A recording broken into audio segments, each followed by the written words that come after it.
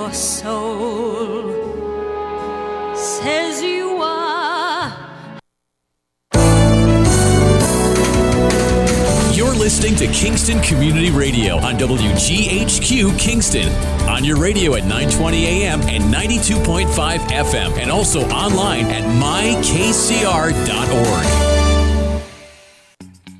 Hi, I'm Steve Thomas for Habitat for Humanity Restore. Habitat Restores are nonprofit home improvement stores and donation centers that sell new and gently used furniture, building materials, and appliances to the public at a fraction of the retail cost. The Ulster County Restore at 406 Route 28 in Kingston needs your donations. Call our hotline at 845-853-7499 to schedule your free pickup. And thanks. We all play a role in keeping our community safe. Every day, we move in and out of each other's busy lives. It's easy to take for granted all the little moments that make up our everyday. Some are good, Others not so much. But that's life. It's when something doesn't seem quite right that it's time to pay attention. Because only you know what's not supposed to be in your everyday. So protect your everyday. If you see something suspicious, say something to local authorities. Hi, this is Jared Mans from the Spring Lake Fire Department, and I support Kingston Community Radio, and so should you.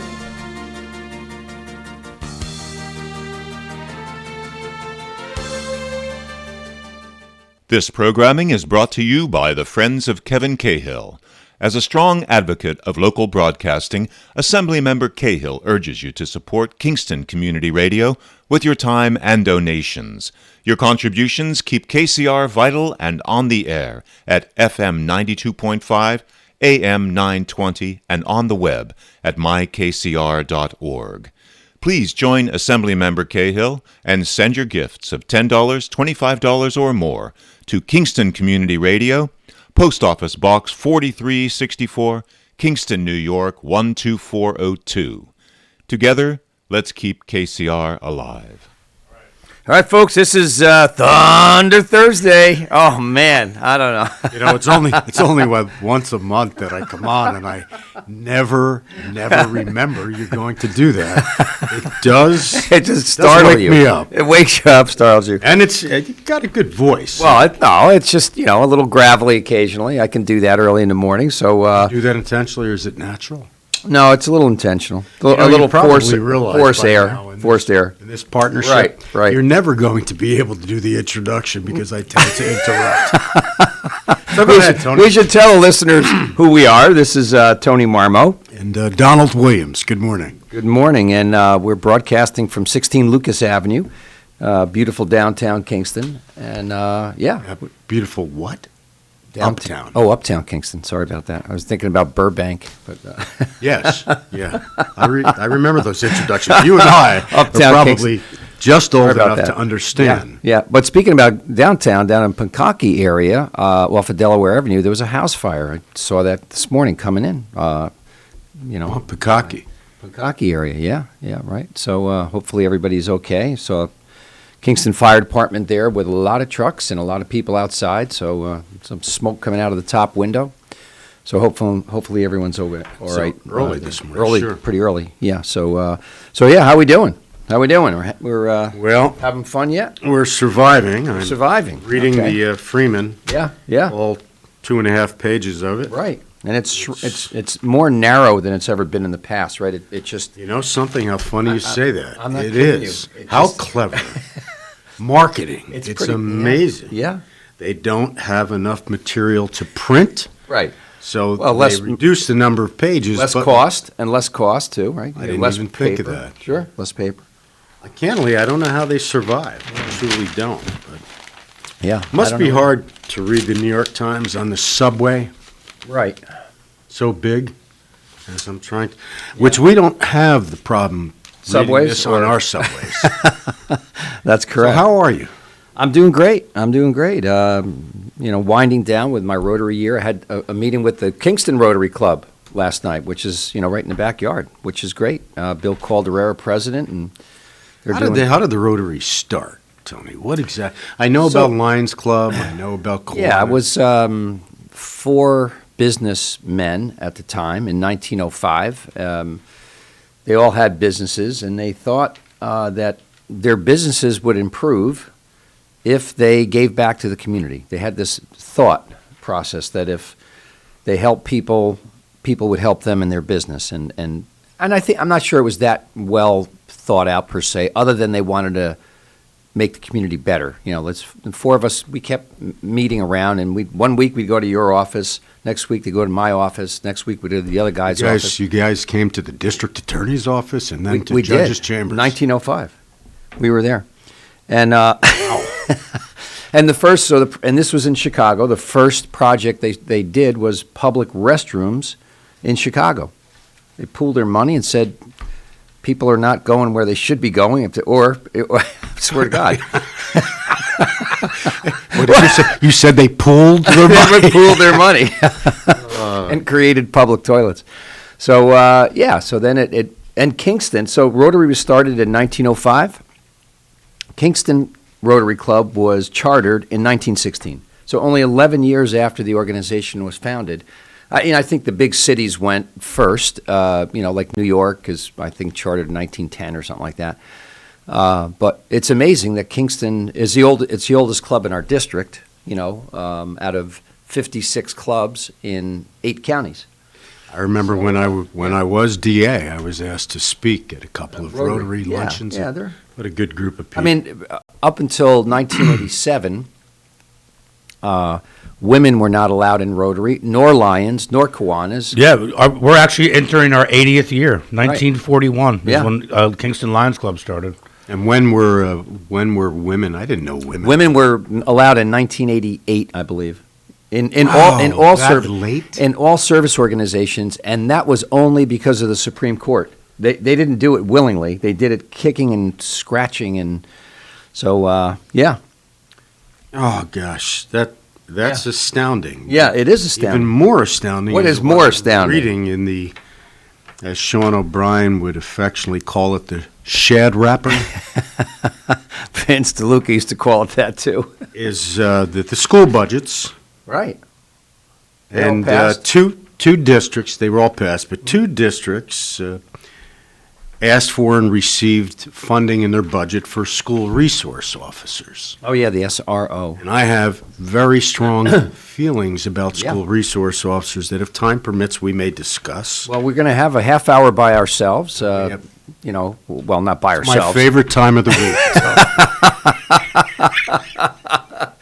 It's at 8 o'clock. Have you spoken to Leanne about that means this relationship? There's no guests on at 8 o'clock.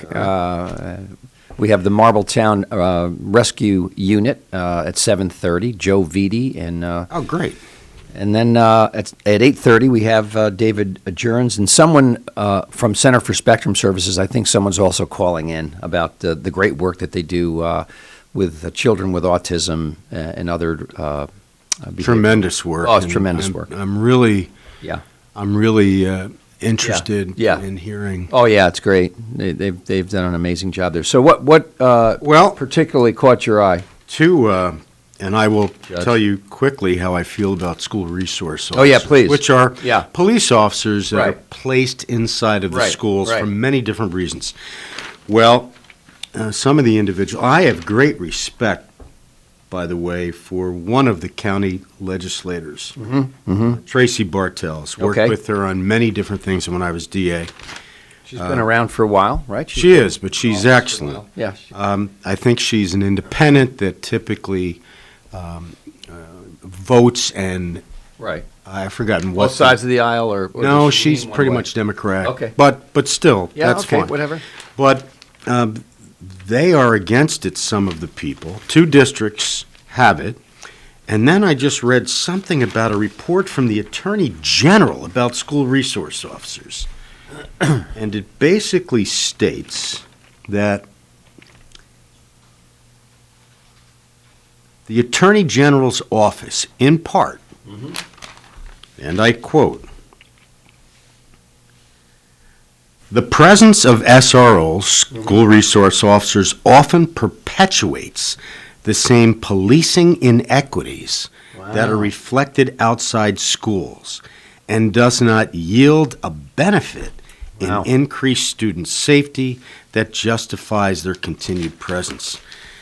I find that, yes, I don't know Attorney General James. I do know that she had the courage to stand up to Governor Cuomo. Yeah. But that is absolutely the wrong message. Blind. Yeah. It's the wrong. Indeed, it is just the opposite. Now, in some schools, maybe you're not getting the right personnel. Right. You have to have personnel that can be empathetic, sympathetic. Right. That's a selection issue. But having a police officer, and I remember it in the drug recognition courses, DARE. Yeah, drug awareness and recognition. I really was very involved with. When those kids graduated, it did not matter the color of their skin. Yeah, it did not matter what their sexual orientation was. Right. They got to see police officers as their friend. Right. Not as the enemy. Yeah. They got to know the police officers well, and indeed, I remember participating and speaking at some of the graduations for DARE. These cops, still with a gun on, still in uniform, would be hugged by these students. Yeah, absolutely. And what it did would help both the police officers understand what it's like to be a kid and what those kids are facing in a very difficult environment in school. And it had the kids see the officers as human beings and not the enemy. Now, I remember I was born and raised on Crown Street. It was very busy uptown Kingston. Right. The officers used to walk the beat. Yeah. I remember Tommy Barringer Sr. Oh, nice. Was a big cop. And seeing him in uniform walking in front of my house would scare the living daylights out of you. Right. Yeah. But he would stop and talk to me. Sure. And there were times that I wouldn't be able to tell my father because occasionally I got in trouble as a kid, Tony. I had a lot of sports. I was aggressive. Yeah. But I'd be afraid to tell my father out of disappointment and the fear of discipline. Right. But I could talk to Officer Barringer. Yeah. And because of that, I developed a healthy respect for police, but also not some unwavering, blind acceptance of them simply because they were authority. Correct. And that is one of the things that is terribly missing today in our young people, and especially now that police officers are villainized. You cannot look, as I used to tell my son and my daughter, you're going to police officers are no different than anyone else. Right. There are many good ones. There are many there are some that are not. Name the profession, But name whatever. when you get stopped by a police officer, right or wrong, they hold your future in your hands. Yeah. And you may want to look at them, try to get their badge number if they're giving you a hard time, but don't ask them for their badge number. Yeah. Don't confront them. Yeah. That is going to, that rare officer, Right. or the percentage of officers that are antagonistic and confrontational, it's just that's gonna only spark going that. to spark that. And, however, for the Attorney General's office to say that, a school resource officer, you have to get the right people. And I've seen certain school resource officers, I will not mention their names, they're typically retired officers, and sometimes retired for reasons that are not the greatest reasons. And sometimes they're not great, but you have to select. It's the personnel that runs a program. The program doesn't run a personnel. So anyway. So the one of the school board candidates who ran this year, Michelle Milgram, was involved in a school shooting in her high school. I want to say it was Long Island. I know Michelle well. Of course, her husband's John. Yeah, and we had her on the air. I guess it was last week. Bright lady. Did she win? Great. She did not. No. But she told a story of cowering, worrying, and to me the lawlessness that would occur if there was no. I mean, school shootings are kind of a thing of the last 30 years or so. It started out in Columbine. I remember mostly. Colorado. But I think can't remember when Michelle's was, but no, and it's frightful. I mean, I can't. And I'm not saying, every SRO would prevent it, because there was one down Long Island, I remember, I think it was at a college, where the guy just hid, Yeah, one hid. There have been some. I think one was killed in another jurisdiction. Right. Coming to the aid of exactly. And so... and the safety is one issue. Yeah. I mean, that's important. Yeah. More importantly is relations. Right. Relations. Yeah, And, I get it. we have to, especially now, with how police officers have been villainized. Villainized in the media. We have to reestablish a relationship where kids who are growing up can look at them for help and trust. And look, I'm not naive. I prosecuted police officers when I was an assistant DA.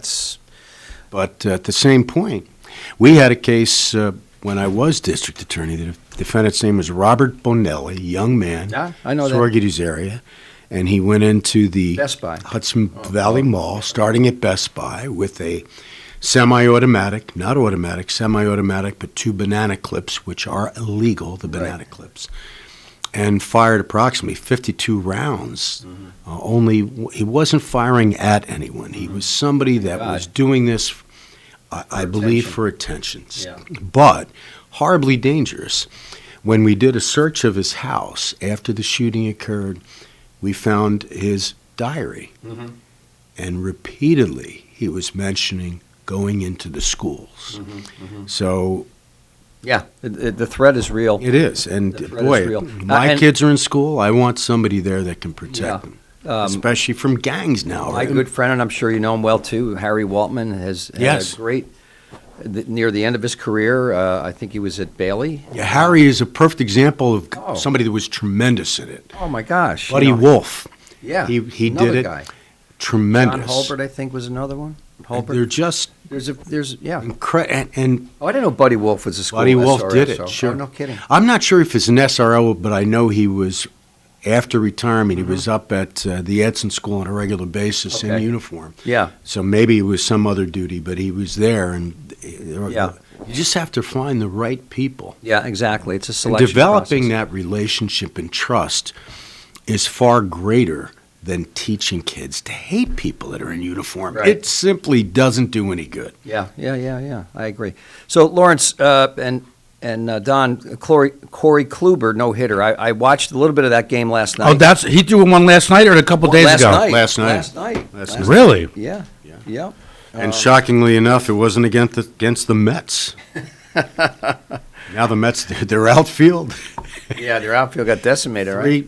2 guys brought up from the minors had no major league experience, playing center and right.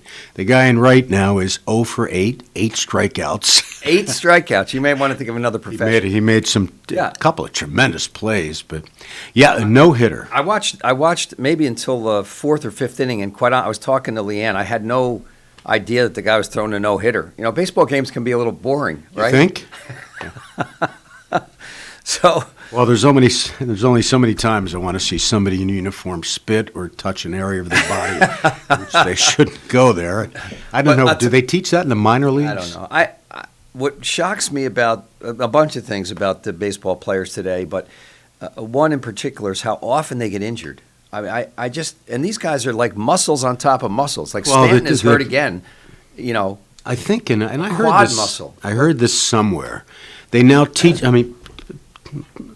Athletes are pampered now, let's be honest. Yeah, I know. However, at the same point, they teach their players across the board that if you have any hint of discomfort, let us know. Let us know. Yeah. And then they shut the people down out of risk of more serious injury. Now, in the old days, you just rub a little dirt in it. Yeah, Willie Mays, then Duke Snyder, those guys. But then Mantle. On the opposite end of the equation, you have Pilar, who is the center fielder for the Mets, drilled with 95 mile per hour pitch, hit him directly in the nose. It didn't hit the beak of he hit a direct hit. How did it not smash his nose? Multiple fractures of his nose. He goes to his knees, bleeding profusely. Right. But he will not let them take him out on a stretcher. He walks off. Yeah, I saw that. It was like watching a hockey game. And then the next day, I mean, there really are some There's good a couple things. of standouts. And he gives the bat. He's back in the dugout in uniform, not playing. Yeah. Horrible black eyes, yeah, nose yeah. swollen like this. Yeah. He's got to have multiple surgeries. But he says he was heartbroken because he wasn't there to be able to help his teammates because he knows they're short now of players. Right. So there still is some good. And he felt concern for the pitcher that hit him. Right. The pitcher, was not like he was traumatized. Yeah. No. Yeah. Anyway.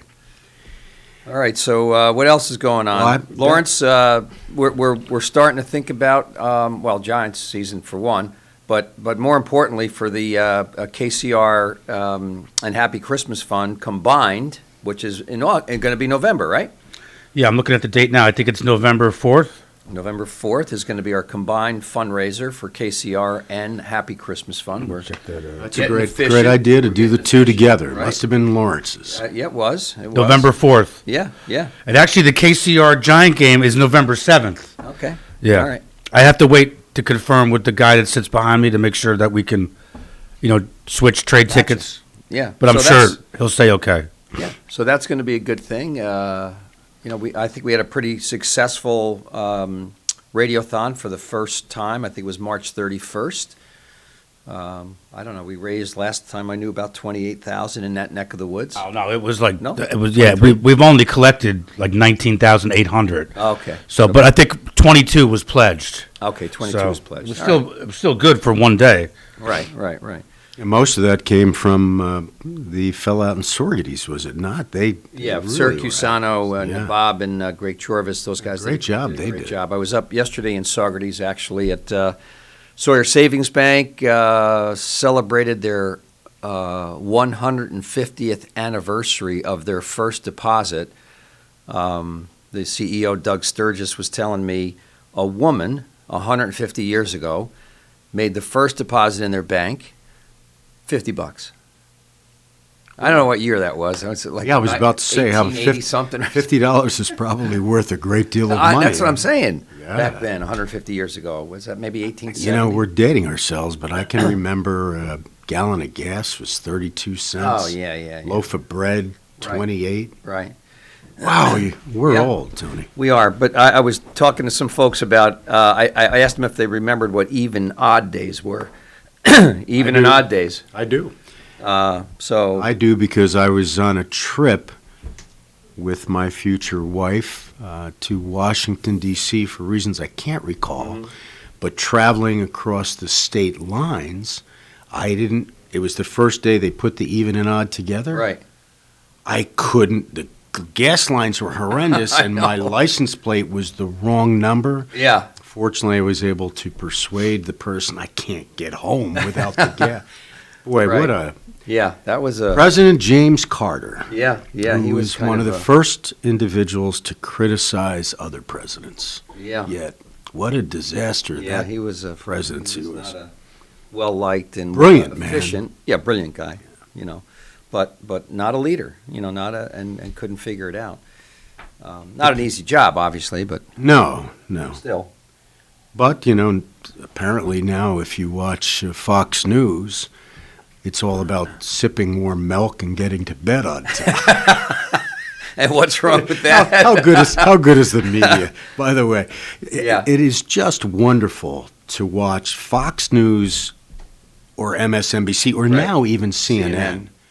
And I say, where does the truth lie? Yeah, right. I thought the media was supposed to impart the truth to us and let us make our own decisions. That started. I'm just curious. When did you think that the media? I mean, Walter Cronkite, David Brinkley. They were the days that you got reported facts, it as it was. But they still made it interesting. Right. They still made it interesting. I remember John Milgram. We were talking about Michelle. John and I were fairly close when I was a chief assistant. I can't tell you what I told one of his journalism classes about John one time. He was an excellent investigative reporter. Yeah, he was. When poor Raquel Knox was so brutally murdered, Milgram had his sources. He was waiting outside of the road where we ultimately found Raquel's remains. He got tipped off. Even before the DA's office got to the scene, he was there. But I remember one time talking to him, and I'm going, the problem today with the media, John, is you guys slant everything. He goes, what do you mean slant? I said, well, you make your conclusion about what the article should be. You gather facts, and you slant them toward the facts. He goes, we don't slant. We're taught to have an angle. I said, what do you mean taught to have an angle? This is the God's honest truth, Tony. Right, that's a good one. What happens next? Right. I still have the thesaurus. Right. Or the dictionary. I said, what do you mean you had an angle? There's no difference between angle and slant. Absolutely. It's a journalistic method of, come on, John. So I pull, without knowing it, pull the Webster's. It was right in my small little assistant liaison. Pull the dictionary out, go to it. Angle. The first definition of angle was the geometrical angle. Number 2 was, oh God, I wish I could remember the exact words, but it was to gather facts to reach a conclusion at a certain destination. Right. And at the end it said ... to slant, and then it said, as in news stories. I still have the dictionary at my home highlighted with that. That's hilarious. I said, you can't, he denies this to this day. That is hilarious. That's hilarious. But, John, what a reporter he was. Lawrence, what do you have there? You look like you're eating breakfast as potato I went to go get an egg sandwich this morning. I was a little late getting out of bed, so I got over there at 6:30, and there was a long line, so I grabbed a bag of chips and a bologna sandwich. I was hungry, man. I walk in, and Raj has good meat over there. So before you got here, and he eats this every time. I'm always eating. I got to eat something before I get on the air. Right. Salami or pepperoni slices in this little processed pack with cheese that had to be cut from Velveeta. How good is Velveeta, by the way? You've got to wonder. I threw the cheese away. I didn't eat it.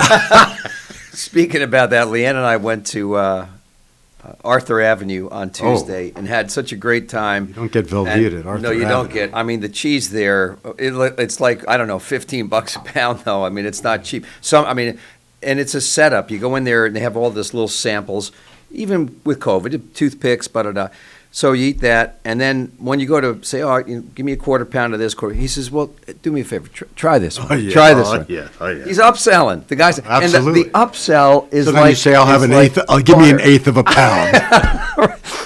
How much is that? They don't answer you. No. But the upsell stuff was like, was just melted in your mouth. The cheese was delicious. Arthur Avenue is just. I haven't been there for several years. Oh, it's and great. Then isn't the Bronx Botanical Gardens right next to Fordham University, St. Barnabas Hospital, a lot of medical folks. Is it safer now in that? I know surrounding Fordham at one time was not. No, not. It's fine in Arthur Avenue. I mean, it's. How it's can funny. you find a parking spot there? Well, it's interesting now because of the COVID situation. The restaurants have taken up, much like Kingston, parking spaces like Dominic's or Emilio's or Mario's. We ate at Mario's. And we ate in the street.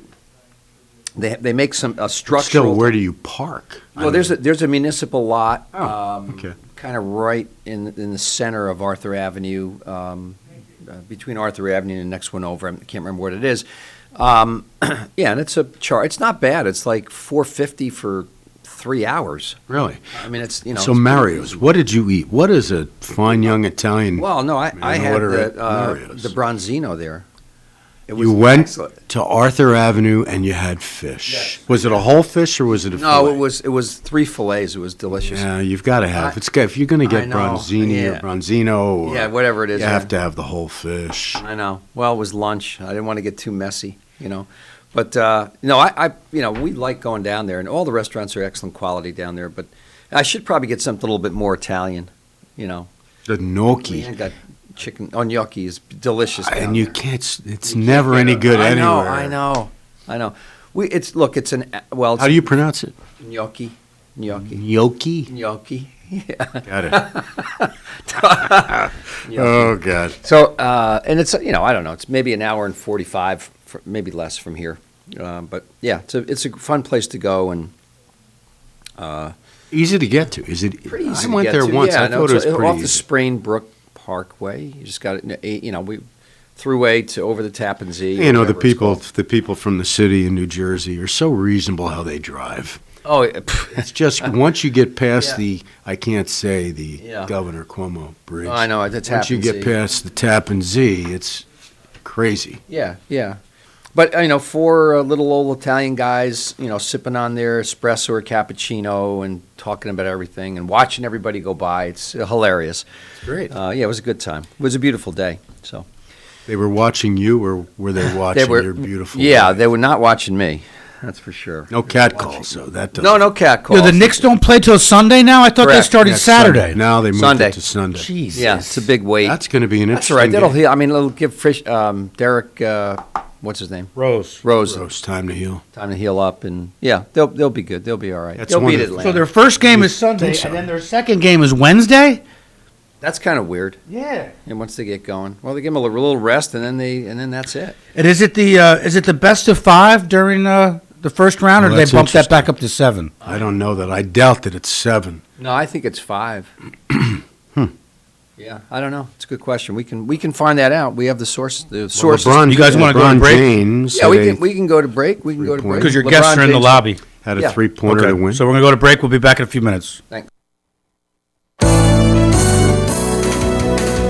You're listening to Kingston Community Radio on WGHQ Kingston. On your radio at 920 AM and 92.5 FM, and also online at mykcr.org. 100 years ago, there were 100,000 tigers in the wild. Today, there are as few as 3,200. The Earth's wild animals can't speak up when they need help, but we can. Be the voice for those who have no voice. Visit worldwildlife.org. Everyone is talking about healthcare these days. America spends twice that of other developed countries on our healthcare system, yet our health ranks near the bottom. How can we stop spending so much and getting so little? By shifting to a system that gives more patients access to strong primary care. Primary care can help make America healthy again. To learn more about the benefits of primary care, visit www.healthisprimary.org. This message is brought to you by America's Family Physicians. Screening exams for breast, lung, or colorectal cancers are necessary to detect and treat disease at its earliest, most curable stage. But you may have some concerns and questions. Answer your questions and ease your fears by visiting radiologyinfo.org. In addition to information on screening and wellness, you'll find more than 200 descriptions of radiologic exams, procedures, and treatments to help you prepare. Get informed and be prepared. Visit radiologyinfo.org. Produced by the Radiological Society of North America and the American College of Radiology. As the world faces the challenges of the ongoing COVID-19 pandemic, Lions recognize that kindness matters now more than ever. And Lions and Leos are finding ways to continue to serve our communities, including ordering food delivery for healthcare workers, holding story time for children online, and providing surgical masks to medical professionals and first responders. Empowering us to do more, Lions Clubs International Foundation has provided nearly $2.5 million in grant funding for COVID-19 relief. And that support continues to grow. For more than 100 years, in times of need, Lions always find a way to help those around them. And after we emerge from this, we will be stronger than ever. Visit lionsclubs.org to learn more.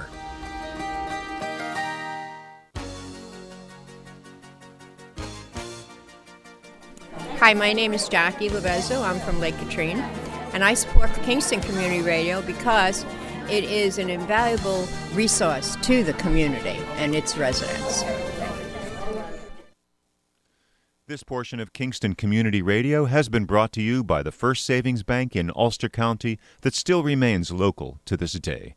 Ulster Savings Bank, a community bank that's invested in local business, invested in community, invested in you. Ulster Savings Bank, your one-stop resource for everything local. Locations throughout the Hudson Valley and online at ulstersavings.com. Member FDIC. It's good stuff. And okay, folks, we're back. This is Thunder Thursday. I'll save the judge on that one. I won't. Oh, please do it. Please do, because it's Thunder Thursday. I was just about to say, Joe hasn't been here to hear, and I was just explaining to him how a professional and significant show this is. Thanks. And now I'm glad I delivered the punchline for you. You got it. This is Tony Marmo. Oh, I'm sorry. You're supposed to. Donald Williams. Yeah, thank you. Thank you tend to very forget much. that. And we're joined this half hour by Joe Vitti, and Joe is with the Marbletown First Aid Unit. And are you? What is your position there, Joe? I'm a board member. A board member. Okay. I'm an EMT and driver. Okay, great. So that's a couple of hats. So just to give a little background about yourself, maybe are you a local? Are you from parts unknown or? Secret. I moved to High Falls in 2003 with my wife and a couple of kids. Nice. From Boulder, Colorado. Oh, actually. So I'm a climber. From Connecticut originally. Oh, interesting. And got introduced to the Shawangunk Ridge. Oh, okay. Coming out. That's to go what hooked climbing. you, huh? Better than Colorado? Yeah, definitely hooked. I wouldn't say that, but family are all back east. Okay. Right? So Great. we moved back to be closer to our family. Gotcha. Not too close. Right. Everyone's in Right, Connecticut. right. Need a little breathing room. Yes. And so the climbing thing is a big part of my life, too. It's what I do for a living. I'm a climbing guide. Oh, really? I take people rock climbing, during the warm months, and then ice climbing during winter. So between the Catskills and the Adirondacks. Colorado was a good place to start. It was a good pretty place to start. dangerous, Joe. I mean, it's. it's a risky activity for sure. And how high? we do a Some of the pretty cliffs good that you job of climb. managing risks, though. That's what the guiding thing is about, right? Got to be in pretty good shape. I notice how thin you are, so I'm definitely not a candidate. But you have to be very strong to do the stuff you folks do. A higher level of fitness makes you better at it, I suppose. But are you running for office? Very Joe? modest. We could come out and you guys could come out and climb this afternoon. You're fine. We'll find something for you. I still have difficulty raking my backyard. Right. Two-step ladder for you, Judge. I was thinking more escalator. That's it. I watch on TV frequently, ESPN, when they have something other than regular sports. They do the indoor climbing. I've forgotten the wall climbing. Yeah. My gym God. climbing has exploded in the U.S. That's great. It's become That's great. incredibly popular. Let's talk about how you got to be an emergency medical technician. Is that what that EMT stands for? Yes, sir. So how'd that happen?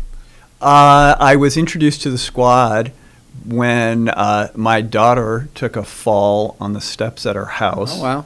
And climbing? Was she trying to climb? Briefly, she was climbing up the steps, and she was just a little kid, right? And so she takes a little bit of a digger, and a friend of mine is at the house, visiting from Colorado, actually, and we're having a beer and just hanging out chatting, and he is an EMT.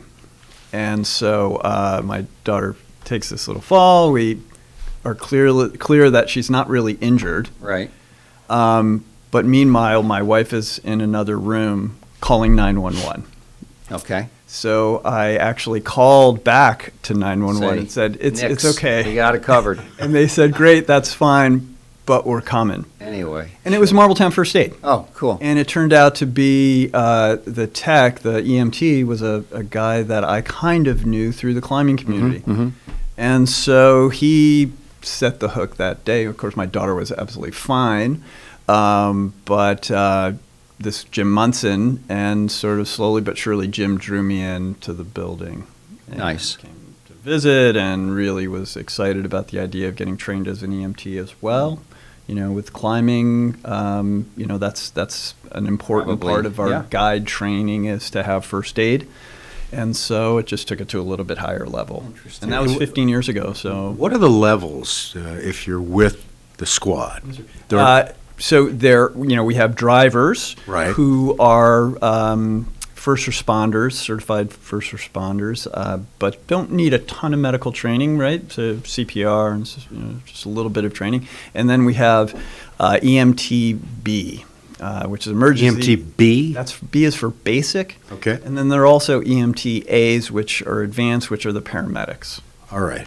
So to become a paramedic, you have to be an EMT, but then there is additional training or education? Yes, sir. So one way to think about it in terms of time commitment, like an EMT is about a 6-month program for a basic. Okay. And then the advanced, a paramedic, is about a 2-year program. And That's includes extensive. a lot of pharmacology, and that's really the separation between the levels. Paramedics are able to provide medications at the scene. Okay. And also are able to do some advanced airway management, like intubation on the scene. Intubation meaning placing some type of a breathing device directly into. Completely taking control of the airway for a critical patient. And that happens frequently, or occasionally anyway. It does. I mean, certainly the medication, starting in IV, that's completely routine for a paramedic. Intubation was more popular than it has become, and there's just more studies that show that that advanced airway management doesn't necessarily provide as good of outcome for the patient long term. But that's kind of getting into the weeds a little bit with. Let's go over some of the. You have some good news to share with us. I think a couple of awards, and they're trying to increase some of the communication between the unit and the public. So why don't you talk about that? So I want to talk about the awards that you've received. Right. Yahoo. So It this is National EMT Week. National correct? EMS Yeah. Week. That's correct. And so we are Ulster County's Agency of the Year, and That's have tremendous. also our chief or captain Karen Pardini, who's a longtime member, started in 1997. She's been on the with show us. before. She is the administrator of the year. So, and all of that is really due to this hybrid model that we've gone to, right? We were an all volunteer agency starting in 1961. And over the last year and a half, we have responded to this precipitous drop in volunteerism by starting to pay some people. And so that has allowed us to provide a level of service to the community which is far beyond what most rural ambulance squads are able to do that are all volunteer. And that's the reality of our world these days, right? Volunteerism is down. Yeah. And so we've worked hard we've been able to fund that process by spending money that we have been setting aside over the 60 years existence of the agency. This is from our ambulance fund. So we're funding it ourselves so far with no additional funding from the towns that we serve. But have come closer and closer to the town. So just to be clear, we serve 2,200 homes in Marbletown. We serve 100 homes in Rochester, and we serve about 400 homes in Rosendale. So it's a little. That's a big area. It's a little bit cockamamie as far as How it's all structured, but it has to do with how close we are. It's proximity, time-wise, and where the other neighboring agencies are. How do the calls come to you? 911 does not go directly to you, correct? Does it go through? That's correct. In the old days, they had a phone number that you would call, and hopefully someone would pick it up. It was at Harriet Weber's house in the beginning. Harriet Weber. Really? Weber You know her at founded all, the agency. Yeah, that sounds so. She I was a district legend, attorney. Legend. Probably 15, 20 years ago, and chief assistant for 20 before that. That's why when you first came in, we were off air. I said, I've worked with the Marbletown squad on several serious cases, but that sounds she so lived almost familiar. 100. I just saw that, and John Mallon is with us too in the studio. By the way, John is helping Marbletown with their PR and exposure. So thank you and welcome, John. Harriet, because my affiliation with Kingston Hospital over years and the ambulances. She sounds so familiar. You can always remember her, even when she was like, I'll say 80. She was more active than most, 40-year-olds. When did she pass? It said 2001. Okay. Yeah. Okay. Well, I must have worked with her. Yeah. Yeah. Well, I was at Kingston Hospital from 1980 until 03. So. She was an amazing person, and it's great that they named the award after her. How do you deal emotionally, because I know how it impacted me dealing with the families of victims who lost loved ones, and frequently vehicular homicide, alcohol, or drug-related deaths. How do you handle that personally?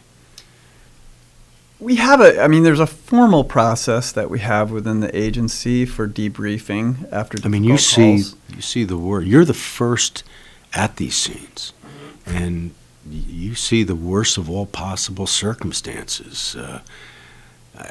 I can't imagine going through life on a regular basis, especially as a volunteer. Wait a minute, you did it. But yes, I did. And one of the ways that I tried to get through that was to yell at the other assistant DAs, especially when I was DA. Right. And then when I was judge, to yell at lawyers, it's so cleansing. It's such a wonderful feeling. But there were a lot of sleepless nights. And I tell people, no, you get used to it. You don't get used to it. But for the EMTs or the paramedics that are the first at the scene, that when somebody passes, God. Good processing unit. Well, I think people manage these things in all sorts of different ways. I mean, beyond the formal, right, policies and procedures that you have set up, people still have to process it in their own ways, and some people do that by climbing a rock wall, or yelling at the kids, or trust me, that's not. We climbing a rock wall pales in comparison to yelling at lawyers. Yeah, right. It all depends. I think we'd all like an opportunity to do that sometime. It's even better doing it than hearing about it. Trust me. Probably better from the bench too. So I think that is it's a great question, and there's no easy answer to that. I think it varies, from individual to individual. Yeah. But they're in there for a reason. Let me, I think all healthcare professionals have to process maybe differently than the average person in the street, because they see death and they see harm and they see people in their worst possible situation. But that goes with it goes with. I hate to say it goes with the job, but you need to be able to process that, or else you'll never last. You'll never stay in. And what people have to understand, and do not hesitate to disagree. You do not. At your own peril, by the way. No. Joe's a smart guy. No, if you put a jacket and tie on, then but not being a lawyer, I feel not safe. being a lawyer, you are safe. Trust me. I'm one of the most sensitive, compassionate people that I know. You may not want to ask that of the attorneys that appeared the ones that were prepared. Yeah, all good. All good. Come into my courtroom unprepared was not pretty. But having said that, you don't become hardened by everybody says you deal with this all the time and it becomes second nature. It's not. It's just you have to find ways to deal with it on your own. What are the formal? I'm sorry. No. I just wanted to ask about your. They have a great award this year. You're the EMS Council's Agency of the Year, right? That's correct. Yeah. That's a big deal. Well, it is a big deal, and we're really excited about it.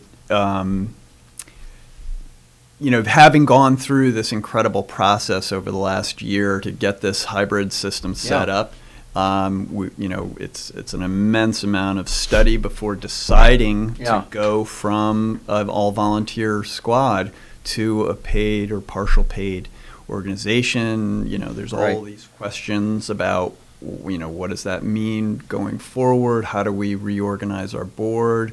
I mean, there's an incredible a lot of organizational just deciding logistics with that. Sure. Are the other? Can I just ask? Are the other agencies in Ulster County hybrids, or are they? Yeah, that's a great question. Yeah. They're varied, and we learned from some of the other agencies. Right. New Paltz Rescue still has some volunteers, but is almost all paid now.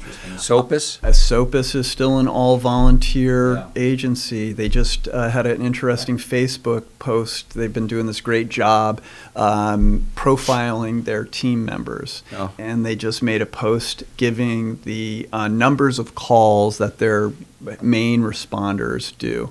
And there were two gentlemen at the top of the list who were like 450 calls a year. Holy crow. right? And then a precipitous drop off after that. What is the name of their therapist? 450. That's really interesting. So it's different. Other agencies that are paid are so Crohn's and Accord First Aid is still an all volunteer agency. We have Olive has been a real clear example for us of this transition from all volunteer to paid. So the town there supports the agency completely, and they have fully abandoned the volunteer model. So we have tried to keep the volunteer platform. I mean, that's a real goal of ours. But, we're also dealing with the realities of volunteerism being sort of a thing in the past to some degree. I hate to say that. As someone who volunteers still, we also, by opening this door, this is a little bit of a Pandora's box in that our volunteers have then in turn wanted to be paid as well, right? So we still maintain a handful of volunteers, but we've seen this. Isn't that an oxymoron?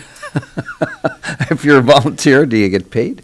Well, you could see that one or the other. Volunteering is great. I mean, you bring passion to whatever agency you're volunteering for. But there also has to be some structure and organization that sometimes it's so hard for volunteers to do. So the hybrid, philosophically, sounds perfect. Standards have risen. I mean, standards have definitely risen over the course of this past year for our agency. I mean, the obvious point is that we're now responding at 100% or right there at about 100%. Over the course of the last 18 months, we have dropped like 3 calls. And what that means, it doesn't, so just to be clear, when we talk about response rates, a year and a half ago, our response rates had been dropping to about 60%, 70%. And that's not an uncommon number for volunteer agencies. It's low. What that means is that other agencies in mutual aid have to pick up the slack. And by mutual aid, meaning more than one agency covers a specific geographic area? Covers for others when they're unable to respond. This is super common with fire departments in particular. Correct. But with EMS as well. And so that would often fall on the backs of the commercial agency. And for most of our region, it's mobile life support systems. So that's, what that means for the person calling 911 or their relative who's standing there with phone in hand is that it could be quite a long wait. And so for, the result of this transition is that in 3 minutes, we have an ambulance out the door 99.9% of the time over the that's 18-month period, right? So that's a huge bump up in terms of the overall safety net for the community. We have about, 8 or 9 minutes left. So I want to get you to talk about the invitation to meet with the public, the town board, 6:30 p.m. next Tuesday on May 25th at the Marbletown Center. Can you talk about that? What's behind that? You're having a communication event. Right. So the town of Marbletown supports the squad with about $40,000 a year in funding, right? And that has been a historical number. There was a period where they had lowered the funding to $20,000 a year. Last year, they increased the funding again, which was a great win, and have consistently, as we've sought to educate the town board about what all this looks like, right? Because let's face it, most of us don't know anything about what's out there in terms of structure for emergency medical services. We just want to know that if we dial 911, someone's going to show up. Coming, right? Yeah. And so that goes for town boards as well. And so our board has, especially led by Councilmember Don LaFera, who has been the EMS liaison for Marbletown, and is involved with the High Falls Fire Department. Don has done a great job about coming up to speed, being willing to be educated, and then in turn help the rest of the board come up to speed.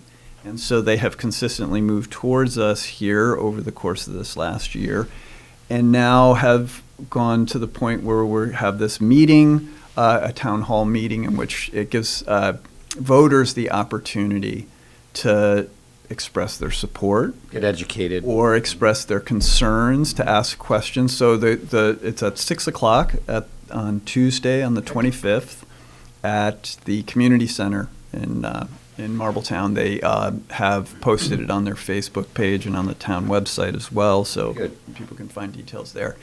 And it'll give folks an opportunity, yes, to express their support, maybe tell their story, or ask their questions about the finances here. We're not confused. This requires taxpayers to ante up here to support the squad. What we're asking for is about $190,000 from Marbletown, and then we're looking for $25,000 from Rosendale and $5,000 from Rochester. So these are reasonable numbers. Each of the town supervisors have moved towards us on this. So we feel That's like we're really making progress. making a lot of headway here. 'Cause I know the last time you were all on, Karen was here, and I can't remember the board president's name at the time.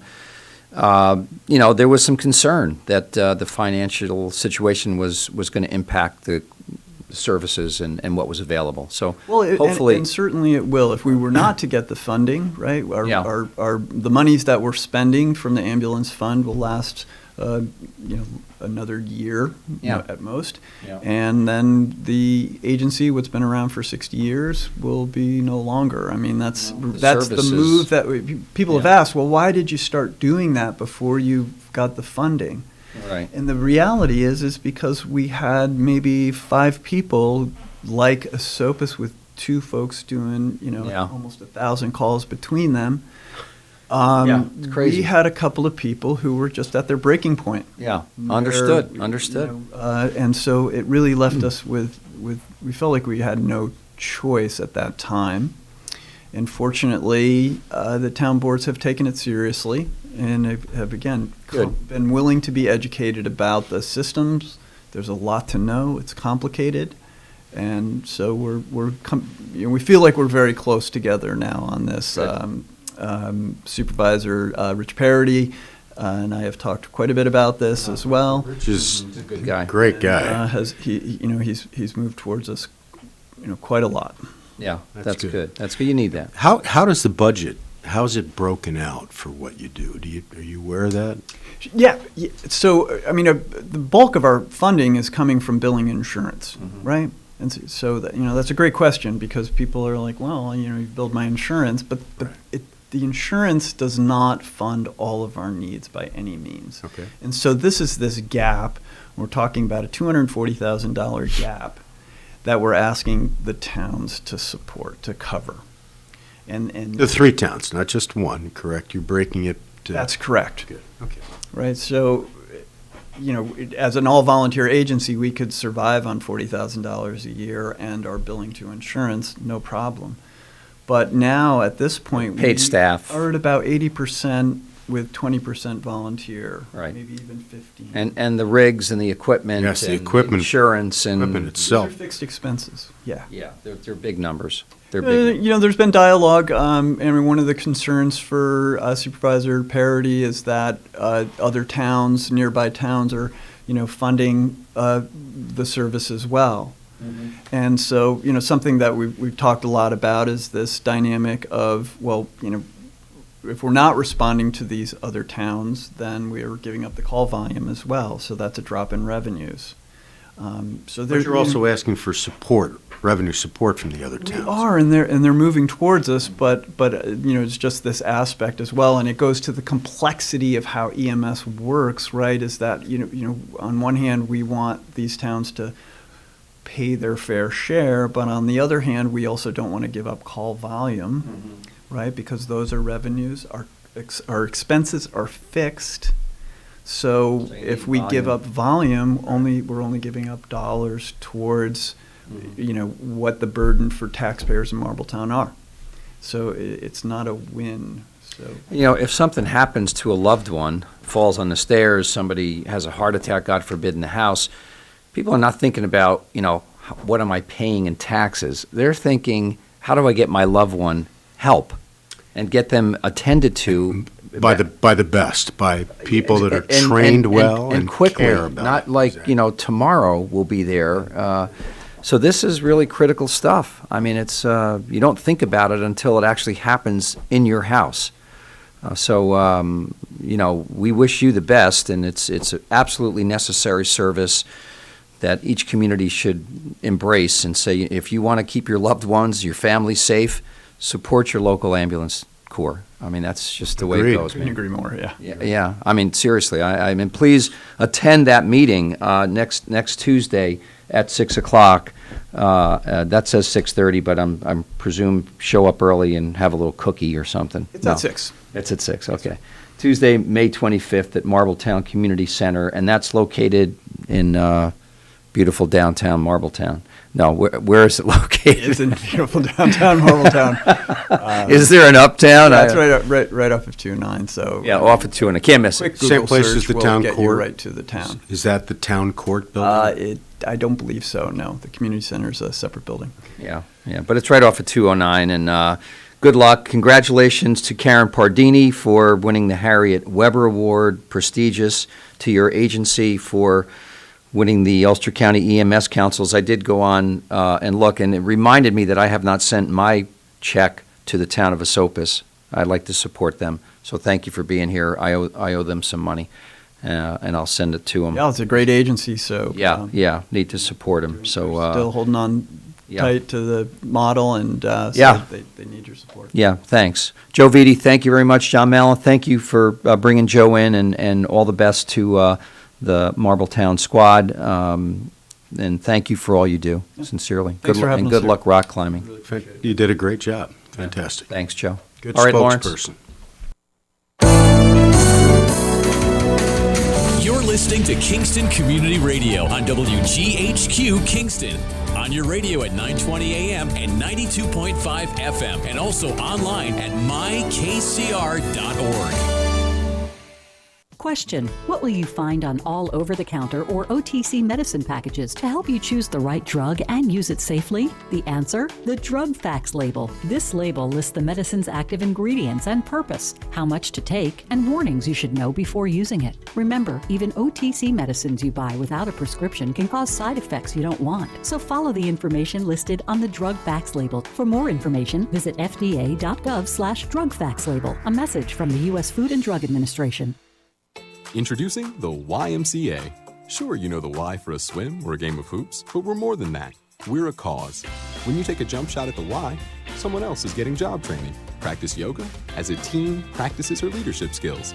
We give people of all ages, incomes, and backgrounds a chance to learn, grow, and thrive. So while you might think of the Y as the place for lifting weights, we're also about lifting entire communities. That's the Y. We're so much more. Visit ymca.net/more.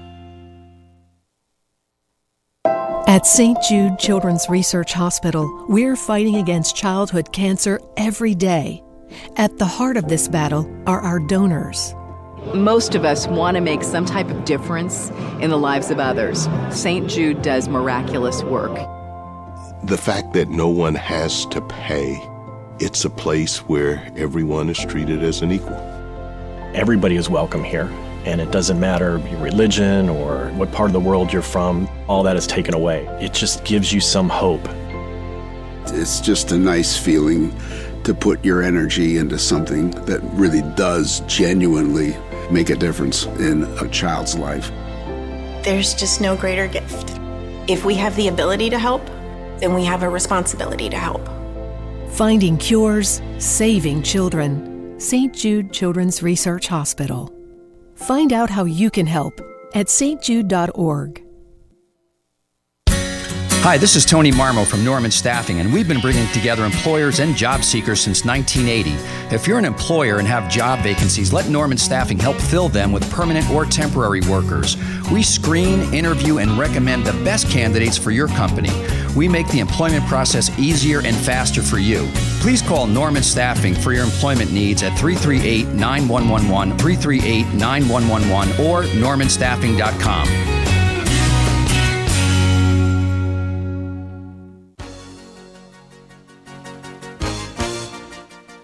Hi, this is Winnie from the Rosendale Seniors, and I support Kingston Community Radio, and so should you.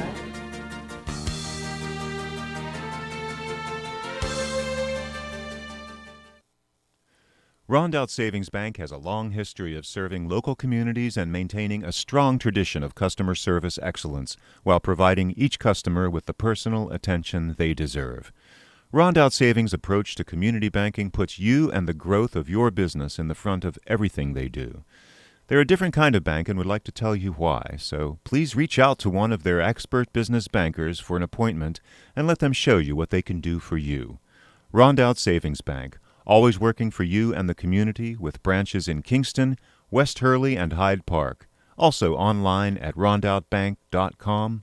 Equal housing lender, member FDIC. All right, folks, we're back. This is Thunder Thursday, man. Here we go. You know this something? Is a lot of thunder. Every time I come back from a trip from my medical professionals, right, and I feel a little bit down, suddenly I feel so much better when I hear you do that. He'll do that to you. He does. All right, so this is Tony Marmo, and you are? Oh, Donald Williams. Yeah. Right, I will get the hang of this. You will get it eventually. It's only been 9 months, I think. So you're doing great. You're doing amazing. Oh, thank you. You are. So we have a birthday today. Well, actually, we have a couple birthdays today. Yahoo! So, and we're going to ask folks to please send in, their birthday wishes to loved ones and family and friends and to KCR. And the best way to do that is, I think it's the KCR Gmail account, which Lawrence will tell me what it is. I think it's KCR921@gmail.com. KCR921. Many people do not know. Go ahead. Let's go through this. Yeah, let's get this. Okay, you have one? I do. This is not a birthday.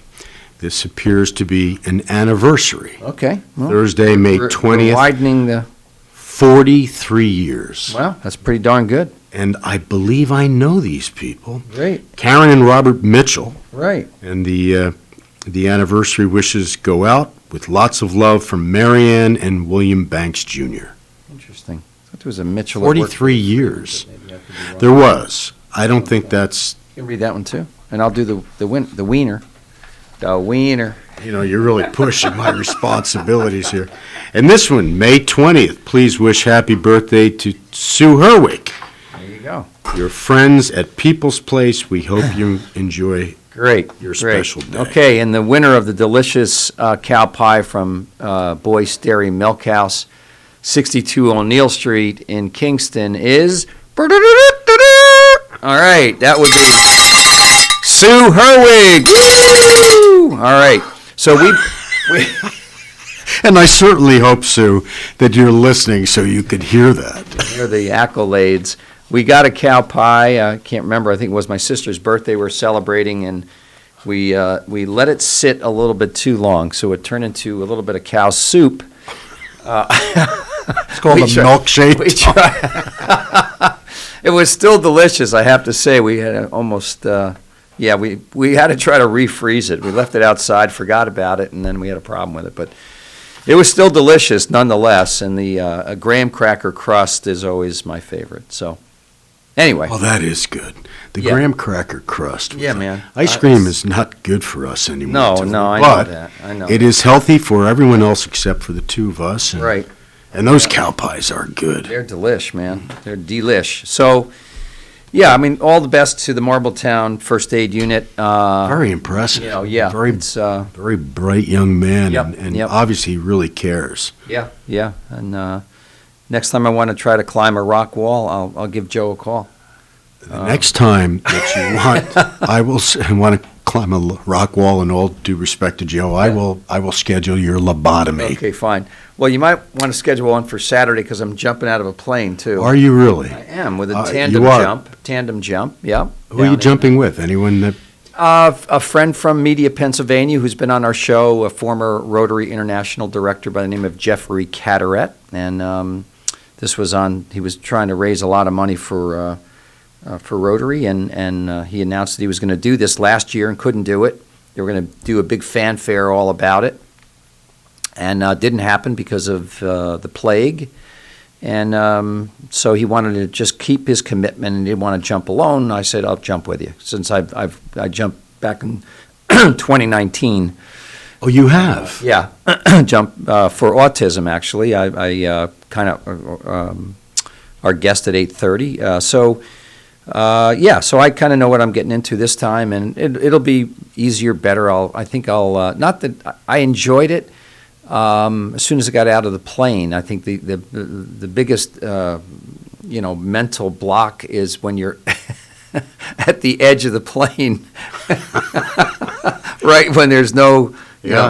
See, I think the first step's a doozy. I think it would be the sudden stop at the end. No. That's easy. It's a tandem jump, and you lift your legs and you're sliding your. The person that you are jumping with, I take it, has vast experience. In Absolutely, this? Yep. And this is Skydive the Ranch, down in Gardner. So this is your second jump. Second jump, Yep. So it was kind of. I'll tell you what, it was a beautiful day. And we could see Manhattan. You could see Manhattan because you jump at 13,000 How long are you actually? Not very long. No, it's the whole thing takes like 6 or 7 minutes. I mean, it's not 6 or 7 minutes is a signiafter period of time. I know. Oh, wait a second. No, you're in the air. You're in the plane. You're in a plane. No, you're in a plane. How long are you in the air? After you jump? Yeah. I think it's about. I mean, you jump at 13,000 feet. The rate of descent would be higher than the peak of my roof, I take it. So yes, haven't been up there. I think I want to say maybe it was less than that. Maybe 5 6 or 7. Wow, but that's fantastic. You don't come straight down. Obviously, the parachute stops you, but you do these sweeping turns. Okay. So you're hanging out. You're opening a chute. You're not. So you jump. Free. You free fall for. I think he pulls the chute at. I want to say 5,000 feet. So that's roughly 8,000 feet of free fall. A free fall, and then that's you jump back quick, up. Though. Yeah, it is pretty quick. I forget the rate of descent. It's very fast. It's like so many feet per second. It's really fast. But I have to say, it doesn't feel like that. Because the air kind of keeps you up, and it feels like it's keeping you up, even though you're dropping at there's nothing to relate it to. That if there was a bird flying by, there's no relativity. To speed into a brick wall. Maybe something like that. There's no relativity, so you really don't know. You don't get this feeling that you're dropping quickly. It's got to be exhilarating. Yeah, it is. It is. I've always I will never do it. Yeah, but I've always wanted to hang glide. Yeah, hang glide. Always wanted to, but that's probably one of the most dangerous. Yeah, I think so. All of those sports. What's that, when you're on skis and they take you No, off? you just... off a mountain. With a big you just kite jump. off a mountain. They do it up around Minnewaska or Mohonk, I think. Yeah, right. But that... and that one, I think you're by yourself, right? Well, you can do it with two people. I've seen on TV anyway, tandems. But typically you're by yourself. Yeah, the tandem jumps are... I would never... I don't like it enough to start... taking, I'll say, lessons and, doing a solo jump. Well, that's not... Any of those activities, the law of averages... Yeah, it's against you. Is that what you're saying? Yeah. And so this would be my last one at 66 and a half? Is that I would say the third should be the limit. Okay, third. But I don't know if I got one more in me. By the way, the first time I jumped, World War II veteran, 90 years old, jumped in our group. Was in World War II? Did he jump? Was he part of the airborne? I believe so. So that was how old was he? 90. 90, and he's still. God bless him. Yeah, I mean he was in pretty good shape, tall guy, and yeah, I mean it's it's you just need to have faith in the person that's your tandem partner. So then you're not going to offer that the two of us jump. Well.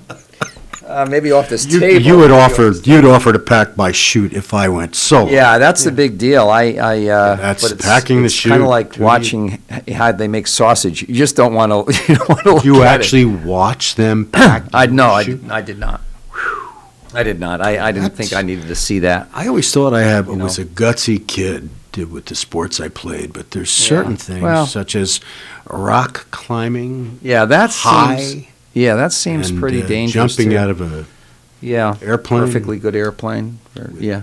Silk on your back, Well, hey, you might be doing this show solo next time. Who knows?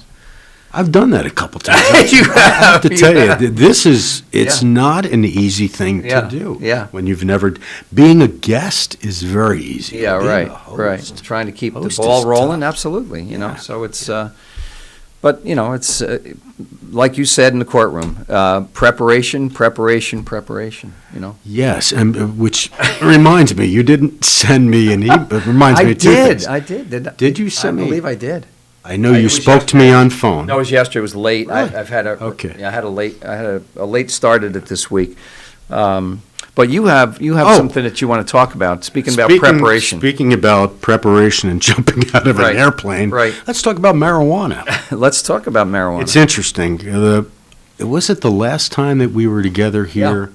Joe Sinagra, Chief Sinagra from Right. Sorgetes, brought an issue up about marijuana, the recent legislation legalizing marijuana, which to begin with is a misnomer, because it is to possess a small amount of marijuana for personal consumption has never been criminal.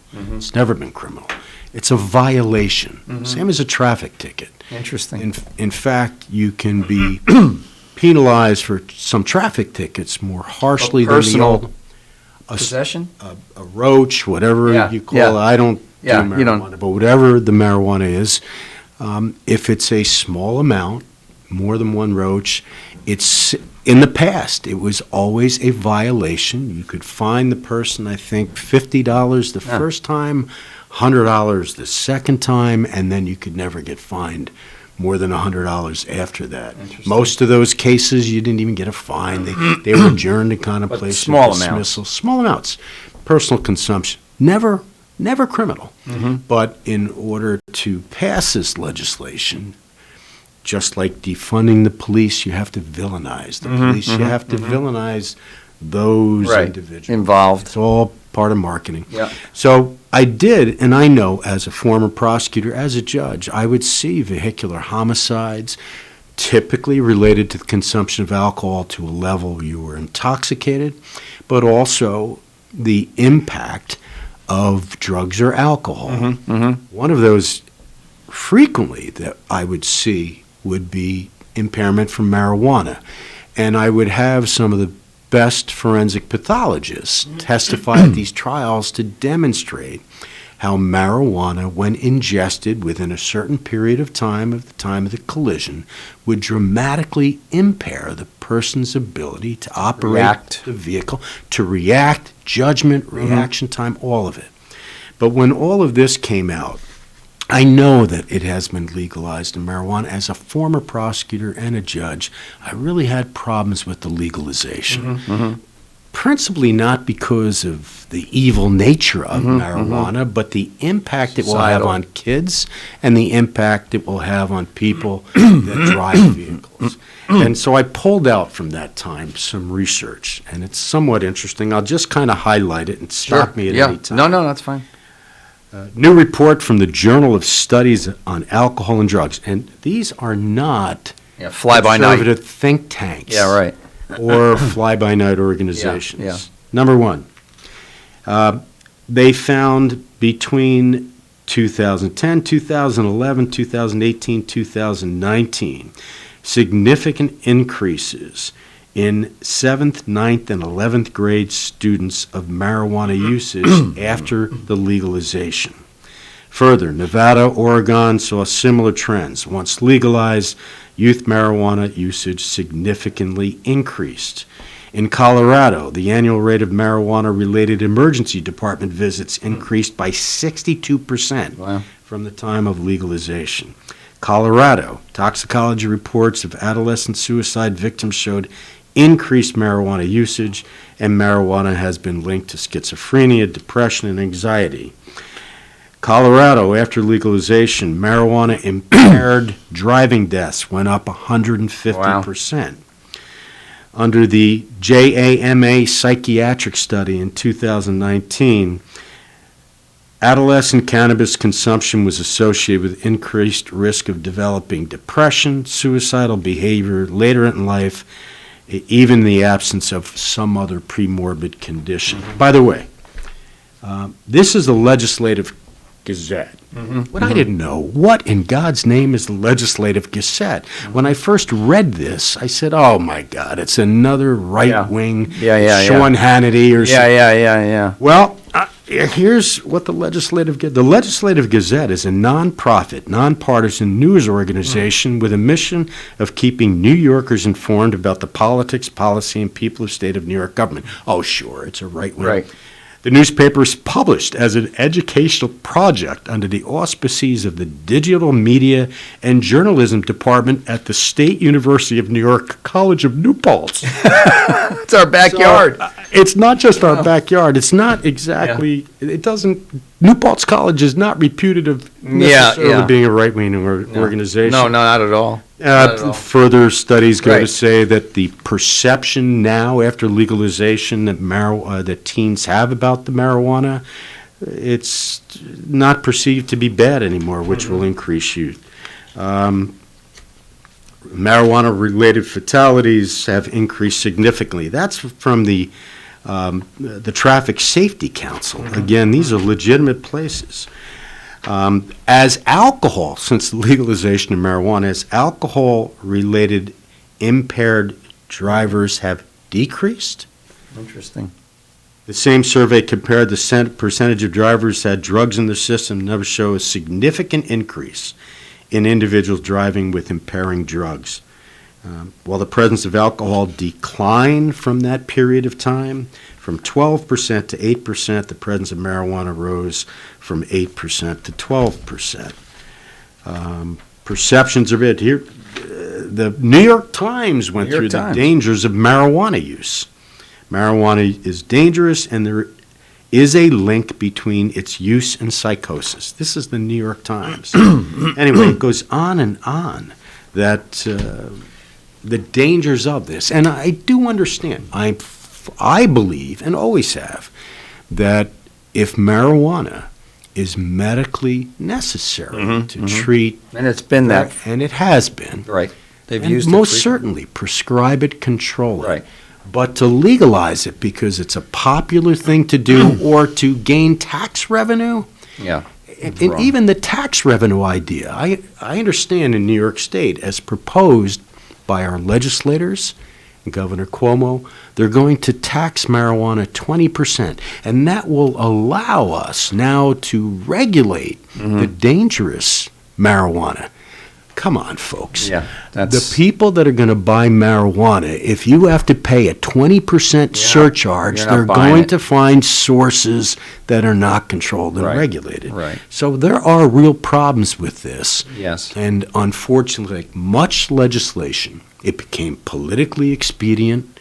Activists, one side or the other, made it very popular, just like bail reform. Yeah, same thing. Yep. So I know Chief Sinagra and the other folks on our Supervisor Wednesday show, our state police, our sheriff Juan Figueroa, Chief Tinty, Berardi, Sinagra, all have basically said this is going to be difficult to enforce on the if you pull somebody over.